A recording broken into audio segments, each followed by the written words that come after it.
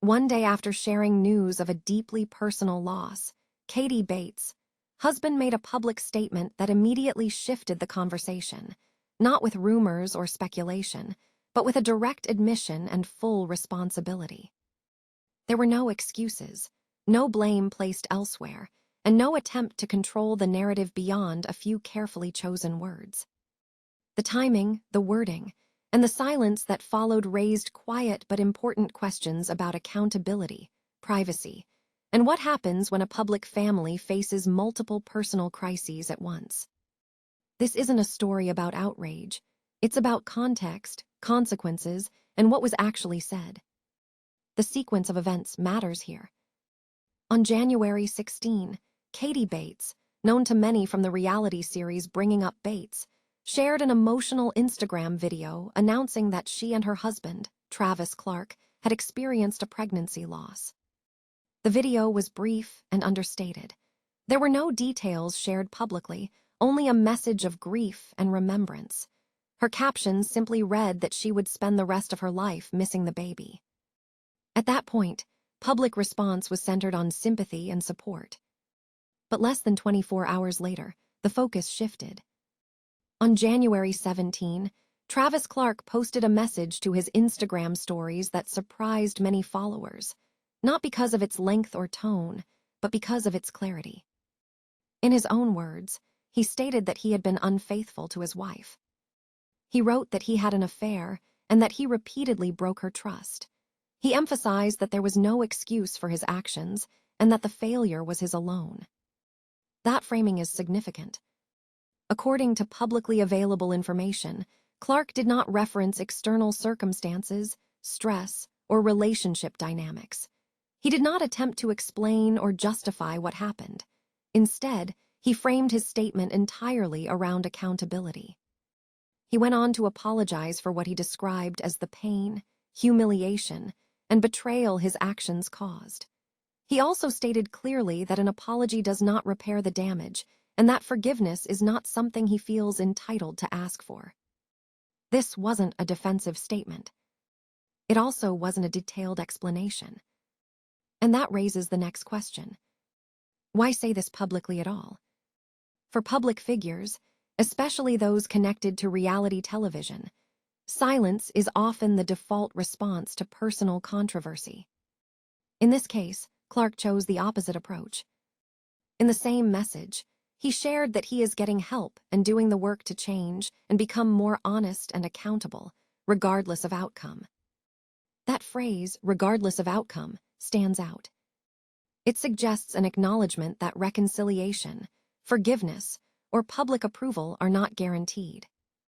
Equally important is what he asked for at the end of the statement. Clark requested privacy and grace for Katie Bates as she processes everything in her own time. He signed the message with his name and did not post any follow-up commentary. And then silence. Katie Bates herself has not made any public statement addressing her husband's confession. There have been no comments, no clarifications, and no visible engagement with the discussion unfolding online. That silence is not empty, it's intentional. In situations like this, public expectation often pressures individuals to respond quickly, to clarify their stance, or to provide reassurance. But choosing not to speak can also be a form of boundary setting. Shortly after Clark's confession, another moment caught public attention. Katie's brother, Lawson Bates, posted an Instagram reel with a caption that read, "One day, someone might tell your kids, 'You're just like your dad.' Make sure it's a compliment, not an insult."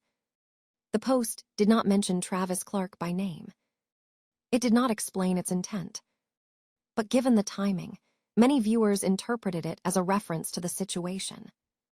It's important to be careful here. There is no confirmation that the post was directly about Clark. Any interpretation beyond the text itself remains speculative. Still, its presence added another layer to the public conversation. At this point, the story is no longer just about a confession. It's about how families connected to public platforms navigate accountability without turning private pain into public spectacle. To understand the broader context, it helps to look at the couple's timeline. Katie Bates and Travis Clark met in 2019 and began dating the following year. They got engaged in April 2021 and were married in December of that same year. Their first child, daughter Haley James, was born in February 2023. Their second child, son Harvey Gray, was born in September 2024. The pregnancy loss they announced would have been their third child. This matters because it highlights how closely spaced these life events have been: marriage, parenthood, public visibility, and now multiple emotional challenges in a short period of time. However, it's critical to avoid drawing conclusions based on proximity alone. There is no public information connecting the pregnancy loss and the confession beyond timing. Any attempt to link the two causally would be speculation. What is clear is that both events happened under intense public visibility. And that brings us to a bigger question. What does accountability look like when your life is partly lived online? Clark's statement avoided inflammatory language. It avoided graphic detail. It avoided placing blame. From a communication standpoint, it was restrained and controlled, possibly by design. But restraint doesn't erase impact. Public accountability can coexist with private healing, but it doesn't make that process easier. At the same time, viewers and followers are left with limited information, and limited information often creates space for assumptions. That's why this story continues to circulate, even without new updates. Not because of scandal, but because of unresolved silence. And silence, especially in the digital age, is often interpreted as something it may not be. Which leads to the most important point of all. This story is still unfolding. There has been no confirmation about the couple's next steps. No statements about their relationship status. No additional posts clarifying intentions or outcomes. And that uncertainty is not something the public is owed an answer to. At its core, this situation isn't about public judgment. It's about how responsibility is communicated, how privacy is requested, and how personal crises are handled when they unfold under a spotlight. What happens next may never be shared publicly, and that, in itself, could be the most intentional choice of all. The bigger question moving forward isn't about speculation, but about boundaries. Where does public accountability end, and where does private healing begin? In the next video, we'll take a closer look at how public figures manage crisis communication, why silence is sometimes strategic, and how audiences can consume these stories without crossing ethical lines. If you want to continue this conversation with context, not commentary, that's where we'll go next.